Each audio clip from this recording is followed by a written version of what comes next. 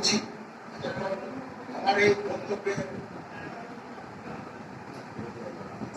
ছাত্রদের প্রতিনিধি বলতে আমি এখন ওনাদের নামে পাইনি। আমি ডক্টর আসিফ নজরুলকে রিকোয়েস্ট করেছি, যেহেতু ওনাকে ছাত্ররা শ্রদ্ধা করেন এবং উনিও একটা সুন্দর একটা ভিডিও মেসেজ উনি দিয়েছেন ছাত্রদের জন্য। আমি আশা করবো যে এই ভিডিও মেসেজটাও কাজে ইয়াদ হবে, কাজ দিবে। এইভাবে আমরা কাজ করবো। সবাই ভালো থাকেন, সবাই ভালো থাকেন, সবাইকে ধন্যবাদ। এখানে আপনারা যত প্রশ্ন করতে থাকবেন আমাকে দেরি করা